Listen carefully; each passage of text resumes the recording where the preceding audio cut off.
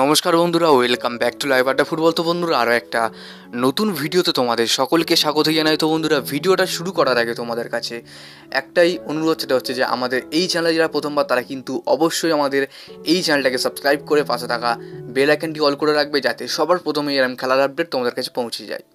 তো বন্ধুরা, আরেকটা জিনিস আমি লক্ষ্য করছি, প্রায় অনেকেই আমার ভিডিও দেখছো কিন্তু কেউ চ্যানেলটাকে সাবস্ক্রাইব করছো না।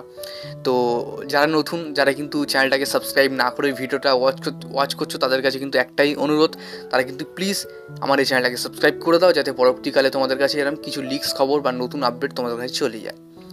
তো গুড মর্নিং বন্ধুরা, আমি আবার চলে এসেছি নতুন একটা ভিডিও নিয়ে।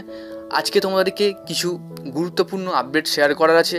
মোহনবাগানকে নিয়ে আপডেট শেয়ার করব, কিছু ট্রান্সফার আপডেট আছে এবং কিছু রিউমার, এইসব নিয়ে আজকে আলোচনা করবো। তো তোমরা ভিডিওটা একটা সেকেন্ডও স্কিপ না করে পুরোটা দেখতে থাকো।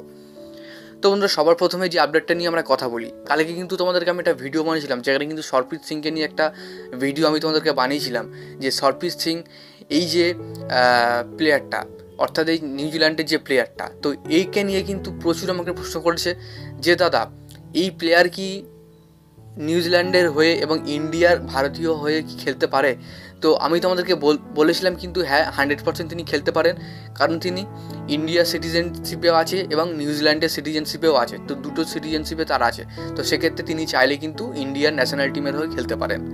তো এবার কথা হচ্ছে, অনেক দিন ধরে একটা নিউজ ভেসে আসছে এবং কালকে ইভেন আমি তোমাদেরকে কালকেও বলেছিলাম এবং এটা কিন্তু আমি অ্যালার্ট করেছিলাম, যে মোহনবাগান তারা কিন্তু খুবই নিখুঁত একটা হালকা পরিমাণে কথাবার্তা এই প্লেয়ারের সাথে চালিয়েছিল, কিন্তু এখন বর্তমানে তারা কিন্তু আর কোনো রকম ইন্টারেস্ট শো করছে না।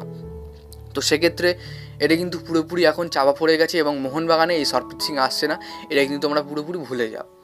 দেখা যাক মোহনবাগান তারা আসন্ন মরশুমে কোন নতুন প্লেয়ারকে সই করা পারে। আমার কাছে খবর আছে অস্ট্রেলিয়া এবং স্পেন এই দুটো দেশ থেকে কিন্তু মোহনবাগান তাদের নতুন প্লেয়ার সই করাতে পারে। তোমাদের কী মনে হয় তোমরা কিন্তু অবশ্যই কমেন্ট বক্সে জানিয়ে দাও। তো বন্ধুরা, পরবর্তী আপডেট দেবো এডু গার্সিয়াকে নিয়ে। তো প্রায় অনেক দিন ধরে আমাকে মেসেজ করছিল অনেকে, যে দাদা এডু গার্সিয়া কি মোহনবাগানে আবার ফিরতে পারে?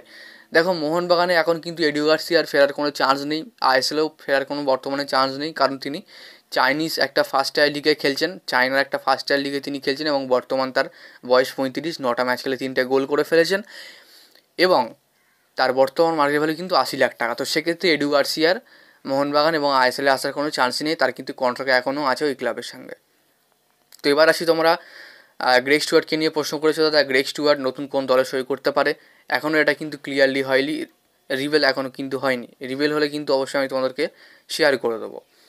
আর মোহনবাগান তারা কিন্তু দুটো প্লেয়ারের উপর টার্গেট রয়েছে এবং মুম্বাই সিটি থেকে হয়তো মেহতাবকে নিতে পারে, যতটুকু মনে হয়। দেখা যাক, তোমাদের কি মনে হয়, মেহতাব কি আদৌ মোহনবাগানে আসতে পারবে, বা মোহনবাগান মেহতাব কি আদৌ কি সই করাতে পারবে না কি পারবে না? তোমরা কিন্তু অবশ্যই কমেন্ট বক্সে জানিয়ে দাও। দেখো বন্ধুরা, যারা নতুন এসে তারা কিন্তু অবশ্যই চ্যানেলটাকে সাবস্ক্রাইব করে দাও। আমি দেখছি যারা ভিডিও দেখছে কিন্তু চ্যানেলটাকে সাবস্ক্রাইব করছে না, তো তাদের কাছে একটাই অনুরোধ, তারা কিন্তু চ্যানেলটাকে সাবস্ক্রাইব করে দাও। তো যাক বন্ধুরা, আজকের ভিডিওটা এতটাই ছিল। ভিডিওটা ভালো লাইক করে দিও, চ্যানেলে প্রথমবার হলে চ্যানেলটাকে সাবস্ক্রাইব করে পাশে থাকা বেল আইকনটি অল